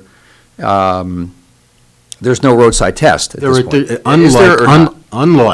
Unlike alcohol, that there are breathalyzer tests and blood tests, which gives you the exact level of the alcohol within the period of time that it would impact your driving. Right. Those are simple tests, and the breathalyzers are inexpensive. There is no simple test for marijuana. And so could they do a roadside test, of what they call a field sobriety test for if someone is negative for alcohol? Yes, one of the pieces would be if you eliminate alcohol, but there are still outward manifestations, symptomology that the person's got a problem. Right. Then you can then infer that there is some drug involved. Yeah. You would never make it to trial unless you can establish something more empirical about what the drug is, when was it ingested. So what has to be done, what has been done in the past, there are drug recognition experts. Okay. That basically have some training in identifying the outward symptomology of either marijuana, cocaine. Right. It's not that great. Right. Do you think they could develop a test, a rapid test of some kind? You can take either by urinalysis or by blood tests. But getting blood, you're not going to do roadside blood tests. That's not going to happen. And then on top of that, assuming urinalysis, if there's a collision and serious injury or death results, then you can force somebody to give blood. Otherwise, you cannot. You can get a search warrant, actually, for the blood. It's called a blood order. Wow. That takes a lot of work. More importantly, once the blood comes in, it's got to go to a lab. It's expensive to have the lab test done. Yeah. More importantly, just the result from the lab is not admissible at trial. You have to call a forensic expert. That's not cheap. So to prosecute no vehicular homicide, vehicular injury, to prosecute a run-of-the-mill, someone's crossing over the yellow line, is impossible. But to me, more importantly, it's simple common sense and logic, not just the costs of prosecution or the difficulty in enforcing and prosecuting. For me, the problem is you're adding another drug, legalizing it, which is going to increase its use, as was found in many of these studies, if not all of them. You increase the use of a drug, you're going to increase the chances of people driving while impaired. And all I will tell those people that are so incensed about legalizing this, come and meet with the victims or the family of a victim that has lost a loved one because of something that makes no sense whatsoever. Political, I agree. And now again, there's an exception to that when it's medically necessary, but just for recreational use. So the law's in effect now, correct? It is. And so I'm wondering if there's any evidence or anecdotal information right now that they're having difficulties and problems with enforcement issues. I think there would have to be a period of time to have any legitimate study. 3-6 months. But there are other states that one can go to. They've been around. California, Oregon, Colorado. And I read from just some of the studies. It's vast. It's just... So, and the answer is, once it becomes legalized, once we become entitled or used to something, try to take it away. Hard, difficult, impossible. Prohibition, that was a huge success. So the key is to try to manage it instead of increasing its use. And this is dangerous. No, it is. It is. Let's just touch on, I don't know, we got a few more minutes, the whole issue, your other favorite topic of bail reform. Do you see that pendulum swinging the other way at some point? Well, it already swung the other way to begin with. It hasn't swung back enough. Well, and you knew this was going to happen when you quickly draft legislation, even the most well-intentioned people. And most of them are not so well-intentioned. They're advancing their own political agenda. But even the well-intentioned ones, and there are many, drafting legislation like this that is so significant quickly leaves dramatic loopholes. And there were huge loopholes. And without input or feedback from the people that are in the field. I was still amazed that no one, when I was on the bench, or when I was DA, no one. What do you think of this idea? And only 40 years of experience in it would really not say very much. And you may not have to agree with it, but get that input. I know the DA's Association was very active in opposing this, but it was politically popular, politically expedient. The people that do this are great at grabbing terms that are popular and repeating those terms. It becomes a mantra, and then it's hard to defeat it. We already have 2 cases that were an attempted murderer, charged with attempted murder, presumed to be innocent, and a murderer were released for technical reasons in our county. And I'm sorry, I don't care what the Freeman says, they were released for technical reasons. And those people are out on the street. Yeah, and we just pray and hope that they don't commit another crime because, Well, unfortunately, it takes that type of horrible tragedy to get cause the pendulum to go swing the back other way. in the opposite direction. Yeah. And I can say, sadly, it will happen. Yeah. I'm sure it's happened already, but it will happen. Yeah. All right, so we're coming down to the next half-hour segment. Who do we have next? In the studio is David Jurhen from Center for Spectrum Services, which is great the school for autism and other related behavioral issues out in Kukok Lane, out by the airport. That was called something. Yes. Not Children's Annex. Annex, yeah, Children's Annex. Children's Annex. Yep. What a- Used to be by what a great Benedictine place. Hospital, but now they're out there. Lawrence, let's go to break. We'll come back with David. Okay, great. You're listening to Kingston Community Radio on WGHQ Kingston. On your radio at 920 AM and 92.5 FM, and also online at mykcr.org. Many medicines used to treat colds and flu contain acetaminophen, a pain reliever and fever reducer found in hundreds of over-the-counter and prescription medicines. But taking too much or more than one medication containing acetaminophen per day can damage your liver. So always read the label and don't take acetaminophen if you drink 3 or more alcoholic drinks every day. To learn more, visit fda.gov/OTC pain info. A message from the U.S. Department of Health and Human Services Food and Drug Administration. There was this one time I went snorkeling in the Caribbean when I was a kid. It really just blew my mind. We saw the most beautiful corals. I remember thinking they were waving at us as they moved with the ocean. And then there were all these amazing fish. I'll never forget it. It completely changed the way I look at the ocean. Most of us have a memory of being in nature we'll never forget. Let's protect the world's natural places so more memories can be made for generations to come. Visit worldwildlife.org. Have you ever experienced a wish come true? For a child battling a critical illness, a wish come true can be a turning point. One song, one dance, one game, one adventure, one moment changes everything. Make-A-Wish needs your support to grant the wish of every eligible child. Visit wish.org now to help grant more life-changing wishes. Together, we can transform lives, one wish at a time.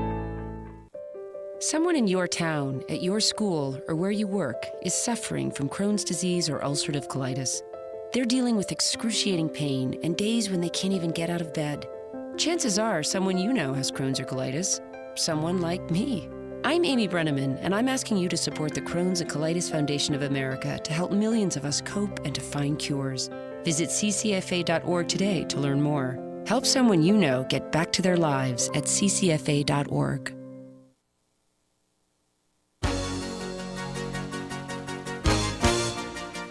Hi, this is Jim Quigley, supervisor of the town of Ulster, and I support Kingston Community Radio, and so should you.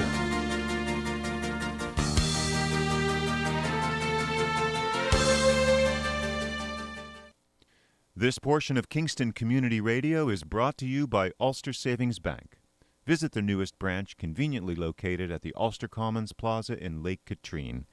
Experience the difference that local community banking offers with the convenience of another great location, easy access, plenty of parking, and a 24-hour ATM. Ulster Savings Bank, invested in community, invested in you. Member FDIC. Cut up the supersod, the cheese. Ooh, sorry. Go ahead. Why don't you do your introduction, Tony? Well, it was Thunder Thursday, but now I'm talking off the air. So this is we're here at Kingston Community Radio, Thunder Thursday. This is Tony Marmo. And I'm Donald Williams. Thank you for reminding me to introduce myself. Wow. Yeah. And we're joined this half hour by David Jurhen. And We got now it right. we knew exactly how to say pronounce the name. it. I got it. From the Center for Spectrum Services. Welcome, David. How are you? Thank you. It's great to be here as always in your studio, and we're very excited. It's been, I think, over a year. Yes, it has. First time here for you, or have you been? For us, no. This is the first time in the new studio. Yeah, it's beautiful, isn't it? It's amazing. Stepping up.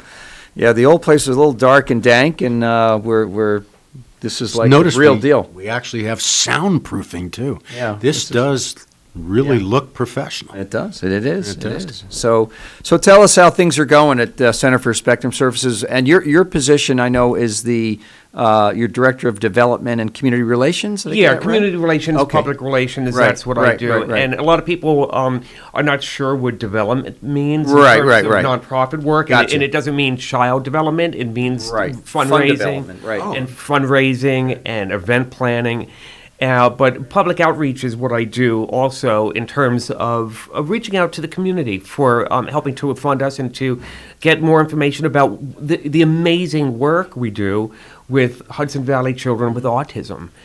And it is amazing. We have someone from Center for Spectrum on. Oh, okay. Just calling in. Great. Well, then what I'm going to do is preface this by saying that the year's been interesting. We've just started. This is our first week back with full staff and full students. Congratulations. In a year. Now, one issue that we do have is that we have a bit of a staffing shortage, which is interesting. And one of the things, Tony, having been to the school, you know the size of our parking lot. People come to the school and say, why are there so many staff for a school? Well, because with kids with autism, you need a lot of one-on-one. So, but we are a bit of short on staff, and we have on with us our new Director of Human Resources, Lisa Galina. And Lisa, are you there? Good morning, Lisa. I am. Good morning. Okay, great. So, Lisa, why don't you tell us about our staffing situation at Spectrum Services, what we need, what we're looking for, and so what's going on? Yeah, well, thank you for having me on this morning.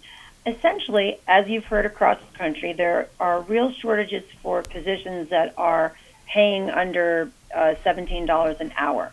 So that really impacts those who work with people with developmental disabilities or work in positions where, they're often frontline workers. So for us, we've had a challenging time as we've reloaded up staff after, during COVID. We were lucky. We were able to retain all of our staff except for those who were part-time lunch aides that were folks that had an employment letter. That's amazing. That is simply now amazing. We're trying to build back those folks who are a little more flexible. The lunch aid person or the sub, what they do is they come in each day and they're placed in a classroom and they work with a wonderful team. Each classroom, as David was saying, has 4 to 5 folks working in it. So one has their master's in special education, others have their bachelor's, others have some college, others have other professional training. And so we're looking for people right now. That's fantastic. What? How many people are you looking for, and what categories? You mentioned them briefly. Yeah, in our one thing is we are looking for people who could be teacher aides or lunch aides, and those folks work about a 5 to a 7 hour day, and they work in a classroom. They can come to us with some college, or they can come without college if they have other professional experience, because we provide a real excellent training. We're starting at $13 an hour if you have no experience, but we do a salary scale and we assess each person based on their professional and educational background. So right now we are looking to probably bring in 5 to 10 more people to have in our consistent pool of subs. So those subs come in every day and they fill in where there's an absentee or where there's an additional need because of a child who's maybe having more difficult behaviors. This transition back for all of us is hard. Imagine for the children on the autism spectrum, it's been incredibly difficult. Lisa, I know that one of the things I want to tell our hosts is that, like any school, Spectrum Services has nurses staffing. We have to have, by law, we have to have a nurse on staff. And we do have our nurse in our Kingston school, Dan Uttendorfer, who is amazing. And he actually heads our COVID response team and has done since the crisis began a year ago. And but we are looking for a nurse for our Elevin school. Now, I'll preface to say my partner is a nurse and a nurse manager. There is such a shortage of nurses nationwide. He's a nurse manager, and he's having to push a medicine cart, something that usually an LPN will do, and he's having to do that because of a shortage of nurses at the institution that he manages. So we are in a similar situation. And Lisa, I'll let you pick it up there. Yeah, so we're looking for RN. Basically, we're looking for RN backup coverage so that Dan can be allowed to, after many years here, take vacation time. It used to be easy to find RN coverage because, as the listeners may know, New York State pushed very hard for the nursing professionalism to move towards a BSN from an RN. So those who have an RN right now are in this very challenging but fiscally positive situation because they can go into the city and command $65 an hour with an RN, whereas up here that would normally be $25 to $35 depending on their experience and their area of practice. So we're looking for people to come to Ellenville to be backups to our nurse that we have an LPN there, but we can't go with someone less than an LPN. We'd love to have an RN there as well as backup, and also for Kingston for vacation. So we're not looking for a full-time person, but for people that used to be able, so easy to find per diem folks. And we're working with a staffing agency, and they're being told the same thing. It's really hard to find people to do these. And, people need a break right now, especially with COVID. So we're looking for that RN coverage and cover for when someone may be sick or someone who wants to utilize their vacation time. And it has been quite a bear. And I ran a huge college program at Mount St. Mary College, and I ran the adult baccalaureate and the master's nursing program as part of and I reached out to my folks there because they have an RN to BS, and they just said, every RN we have that's trying to do our BS right now, we're trying to keep them in our program because they're all just going into the city to make that money right now because they know it's fleeting. It won't, in 6 months from now, the need isn't going to be as high, and they're going to command again the BSN. So it's such a precarious time. Lisa, was this issue the same prior to the pandemic, or do you think the pandemic is what caused this staffing issue? No, it's the pandemic. Prior to the pandemic, RNs were starting to have a hard time finding positions because if they're in a hospital setting, for example, because the Master 10, I think is the terminology, I can't quite recall it all now, but that's the doctrine that essentially says for hospitals to mean a certain level of certification, they have to have a high percentage of their nurses be BSN nurses. So on top of the RN to BSN, so those folks, the RNs were starting to have a hard time to find positions, and now all of a sudden, this is of course, in the most, such a dangerous time during COVID, such a stressful time, but a lot of people are thinking, okay, I do this for 6 months, a year, however long I can ride it out. So I think it's a completely COVID-driven situation. So it's one of those things where a lot of people are going, I want to go to school for nursing, but then what happens with education? Everyone goes back to school for something, and then there's too many people.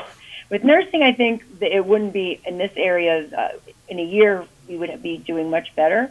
But nationally, there is definitely a nursing shortage. But in our region, because just within 100 miles of where we are, there are over 12 nursing programs. So they're just, and then the thing is, once people start getting out, do they get jobs right away? Do they command the salary during this time that they think that, because what happens, right, people now think, hey, I can command $65 an hour with my RN, but it's just during the monies that organizations have received because of COVID and the hazard pay has been essential for them, So I think it's going to shift.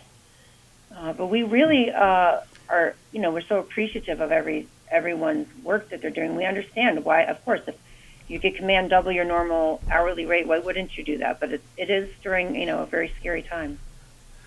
Doubling your hourly rate would be working out of the city, correct? Yeah. Well, I think the living expenses in the city are a little bit higher than this area. So what a lot of the folks are doing is they're renting in the southern parts of Orange County and Dutchess, like an apartment with 1 or 2 bedrooms, sleeping in shifts and going into the city for 3 or 4 days, coming back out.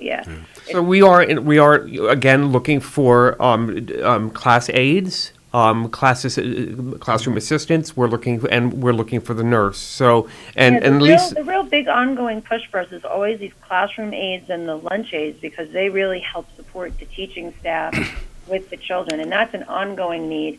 And the challenge there we have, of course, is that folks are, if you want to work in the human services field, this is exceptional. If you want to work in education, it's exceptional experience. But if you are fiscally driven, obviously the corporate jobs pay more, even for folks who don't have a lot of skill sets. So for us, we want to attract people who think they want to work with children.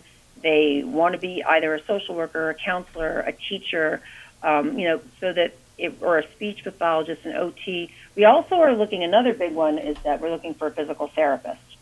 So we do have that need as well for one physical therapist for our department. Well, the work is difficult, emotionally draining. Its pay may not be as great as corporations, but the rewards of what you folks do. Oh, what we do is amazing, and unbelievable. One of the things that I enjoy about what I do in terms of representing the school and doing the public relations work is that I actually do go to the classrooms.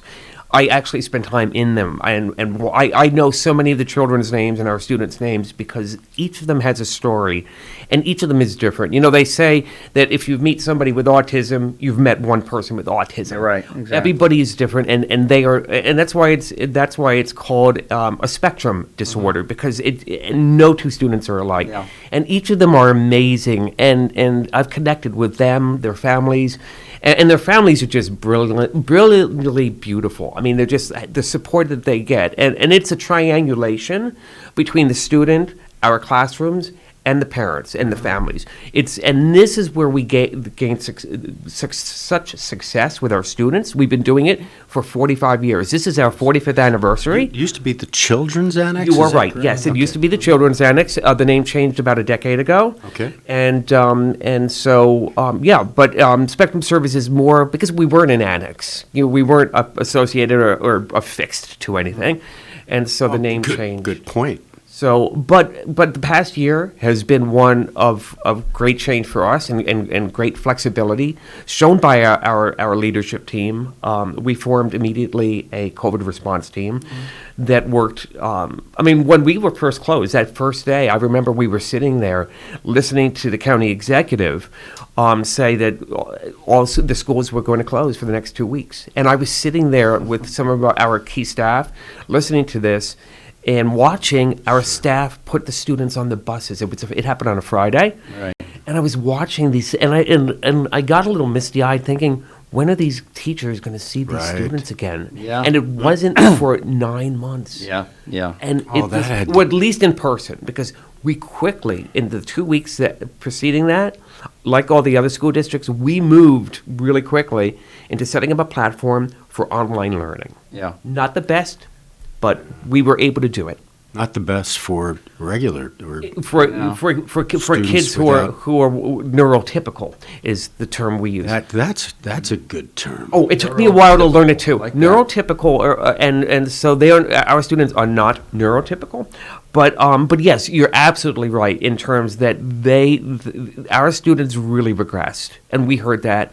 We knew that this was going to happen, but how can you prevent it? Online learning is not so good for students who are neurotypical, but our students with autism, we saw regression. We heard it from the families, and it happened. But once we moved back in September, going into October, we started having the hybrid where half of our students were in Monday and Tuesday. Yes. Wednesday was a online day only, and then Thursday and Friday was the other half group. Once we started getting them back in, we were able to at least put a stopgap into the regression. But now that we're back in, starting this week, all students, all staff, full-time, and we're so proud of this. That's great. We're so proud of being able to do this. It's just now we can once again excel and turn things around and move things up. But it's been a very eventful year. So let's get back to the staffing situation for a minute. You have some experience with I have that, a little bit of experience there. When the federal government ended the first unemployment offering back in July 31st, the $600 a week, we found at Norman Staffing a tremendous influx of people into the workforce. Amazingly, right? What a shock. What a shock.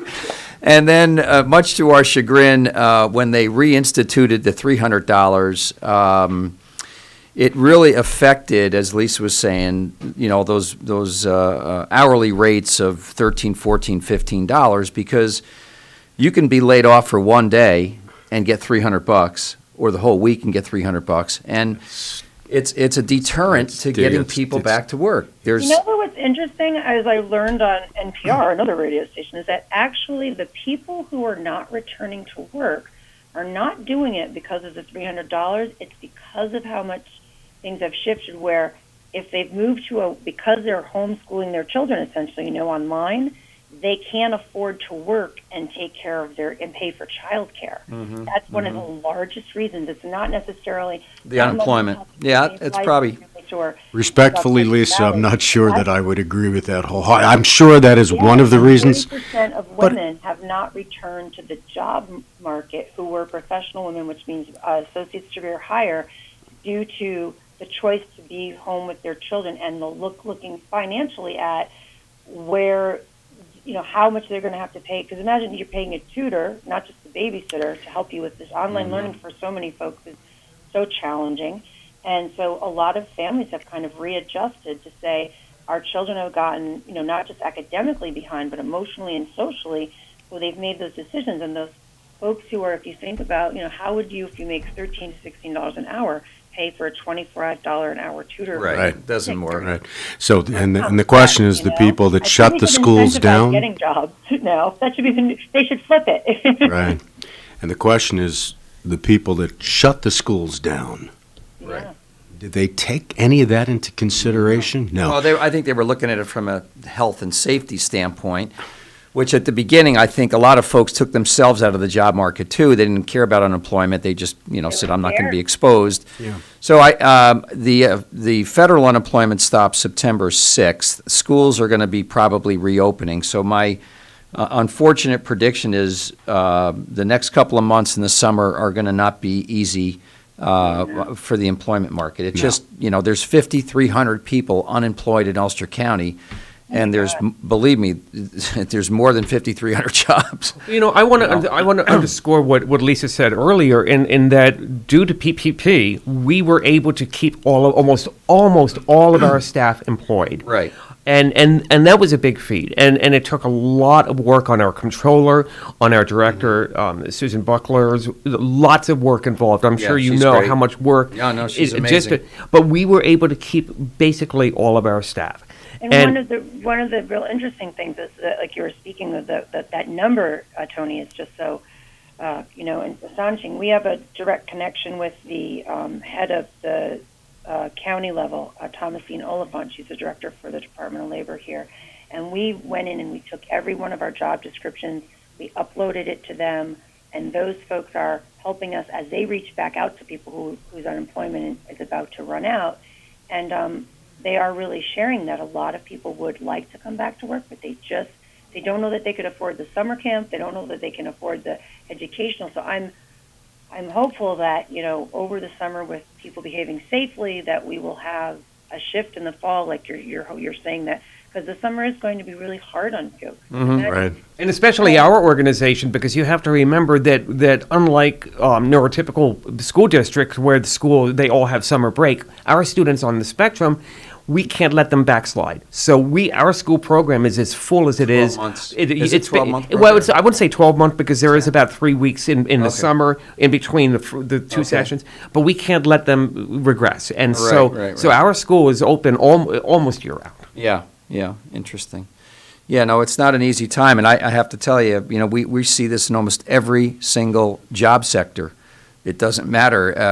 It's direct care, it's executive secretaries, it's financial, it's healthcare, it's construction, it's labor, it's across the board. I know we're here with the great people from Center for Spectrum Services, but it's a big problem.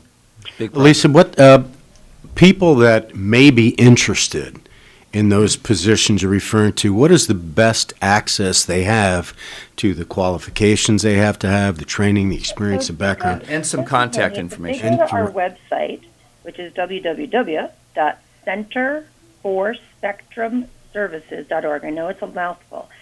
Centerforspectrumservices.org.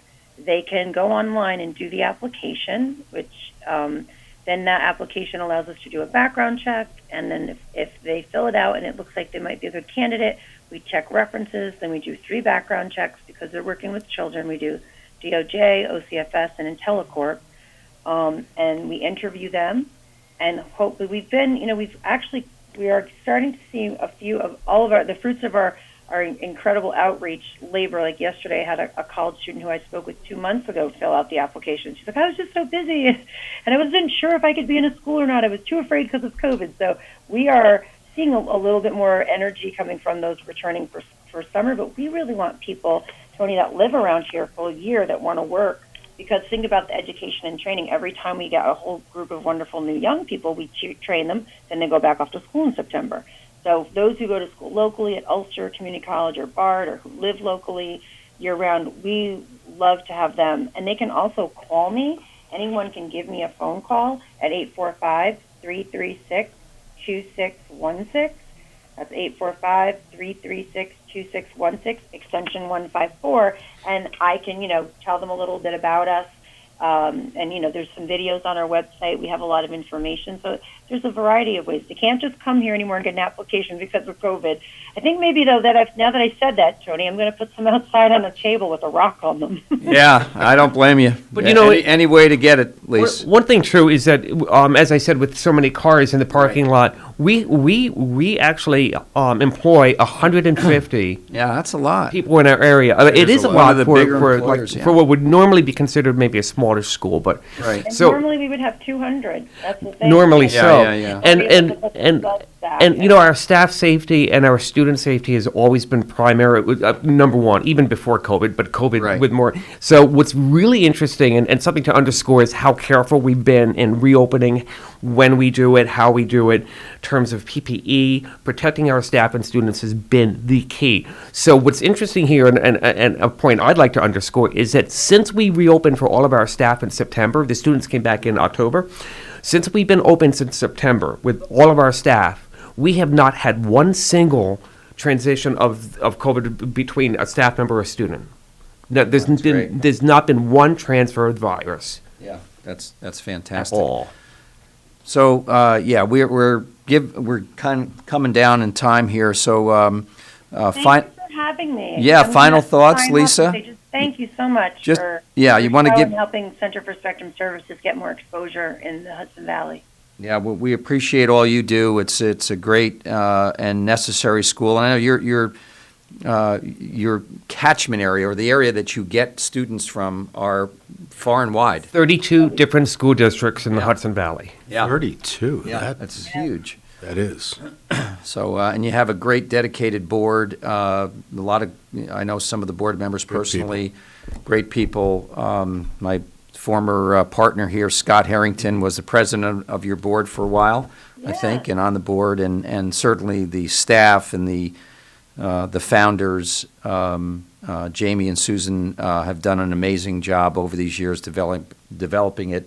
We'll get through this. I think it's hopefully what we call a bump in the road, but next few months I think are going to be a little difficult. So if anyone's looking for rewarding work, as Don was saying, and just not collecting a paycheck, but helping someone's life, and these kids are so cute as buttons. They are. Right. And as a nonprofit, we're looking for donations. You can do that right on our website. Support us, support our students, because the work we do is life-changing. It does.